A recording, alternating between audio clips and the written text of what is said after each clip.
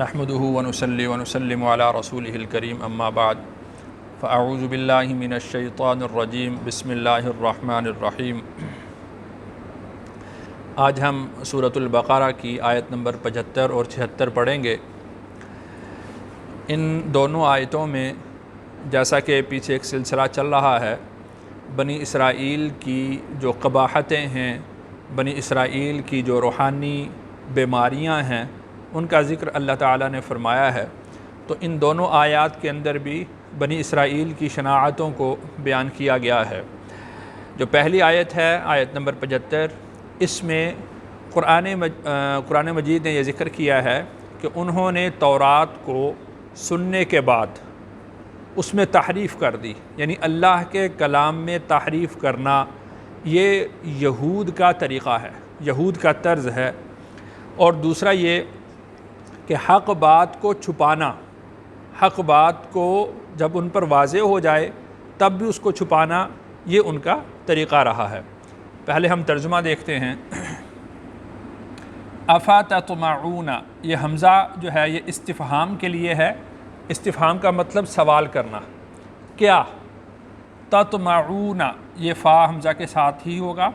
تطمعون یہ مضارع کا صیغہ ہے، اور یہ میں جیسا کہ پہلے عرض کر چکا ہوں کہ واو اور نون کس کے لیے ہوتا ہے؟ جمع کے لیے۔ جو تا ہوتی ہے یہ علامت مضارع ہے، تو لفظ درمیان میں بچ جاتا ہے طمع۔ طمع کا مطلب کیا ہوتا ہے؟ خواہش کرنا، لالچ کرنا۔ افتطمعون، کیا تم طمع رکھتے ہو یا خواہش کرتے ہو؟ ان کا مطلب کہ، افتطمعون کیا تم خواہش کرتے ہو کہ ان یؤمنوا لکم، یؤمنوا اس کا یہ معنی ایمان لانا بھی ہوتا ہے، اور دوسرا اس کا معنی ہوتا ہے تمہاری بات مان لیں، تو چونکہ بات ماننا بھی ایمان ہی ہے۔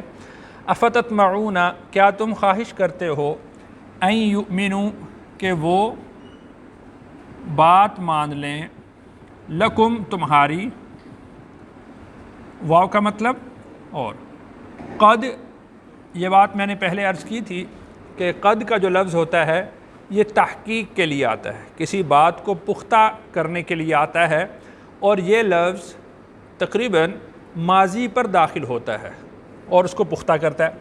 قد کان فریق، اور تحقیق، کانا کا مطلب تھا، فریق ایک فریق، ایک گروہ، منہم ان میں سے، یسمعون یہ واو اور نون جمع کا ہوا، یا علامت مضارع ہوئی، پیچھے لفظ بچ جاتا ہے سمع، سمعون کا مطلب سننا۔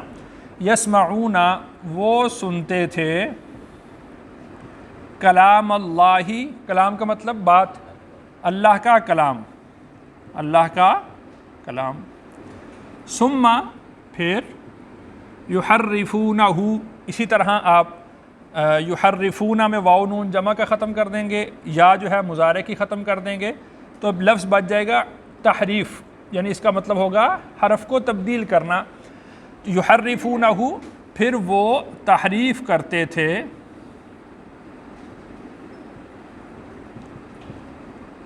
اس میں، ہو کا مطلب اس میں، من کا مطلب سے، بعد کا مطلب بعد، ما عقلوہ اس کو سمجھنے کے بعد، اس کو سمجھنے کے بعد۔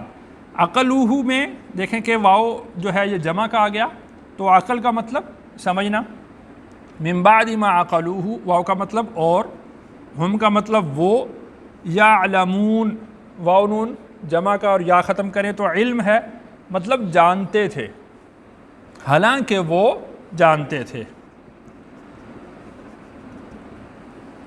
اس آیت کا جو مصداق ہے، مفسرین کرام نے لکھا ہے کہ افتطمعون کیا تم طمع کرتے ہو، اس سے یا تو مراد رسول اکرم صلی اللہ علیہ وسلم کی ذات اقدس ہے کہ آپ علیہ الصلاۃ والسلام ہمہ وقت پریشان رہتے تھے کہ کسی طریقے سے یہ لوگ ایمان قبول کر لیں، کسی طریقے سے یہ ہدایت پر آ جائیں، تو اللہ تعالیٰ نے ارشاد فرمایا کہ کیا آپ ان کے بارے میں یہ طمع رکھتے ہیں حالانکہ انہوں نے اللہ کے کلام کو سنا اور پھر اس میں تحریف کر دی۔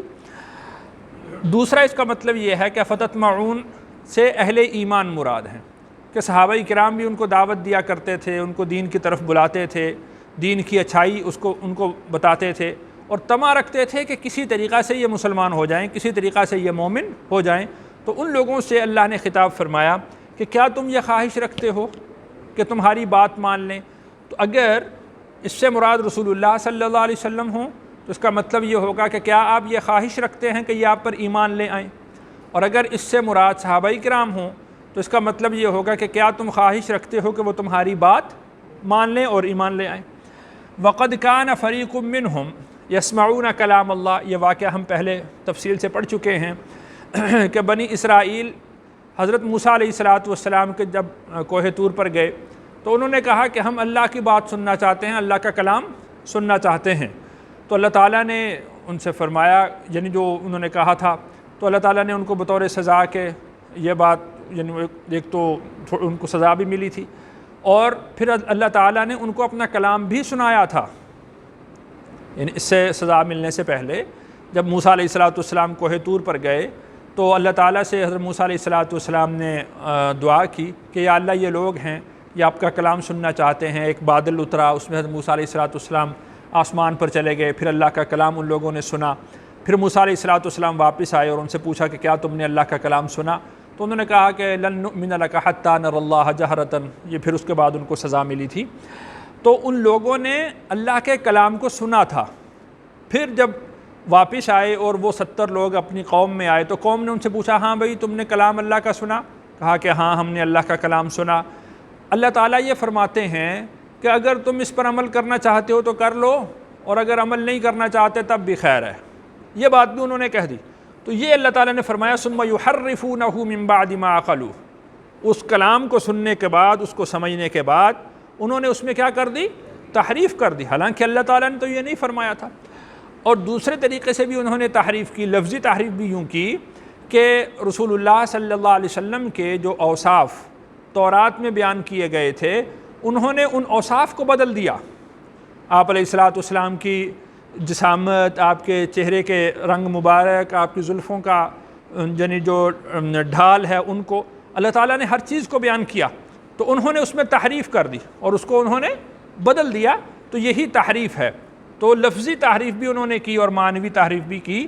من بعد ما عقلوہ، بعد اس کے کہ انہوں نے اس کو سمجھ لیا تھا کہ واقعتاً یہ اللہ کا کلام ہے، اور اس بات کو بھی سمجھ لیا کہ رسول اللہ صلی اللہ علیہ وسلم اللہ کے پیغمبر ہیں، اس کے باوجود انہوں نے اس میں تحریف کر دی۔ تو یہ ان کی ایک برائی کا ذکر ہوا۔ واو کا مطلب اور، اذا کا مطلب جب، لقو کا مطلب وہ ملے، یعنی جب وہ ملتے ہیں۔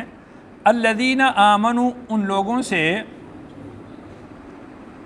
جو ایمان لائے۔ قالوا، تو انہوں نے کہا آمنا، ہم ایمان لائے۔ اس لیے کہ جو یہود تھے وہ مدینہ میں آباد تھے، اور یہود نے اپنے دنیاوی مفادات کے لیے ایمان کو ظاہر کیا، ایمان کو قبول کیا۔ تو جب اہل ایمان میں جاتے تھے تو کیا کہتے تھے؟ ہم ایمان لے آئے۔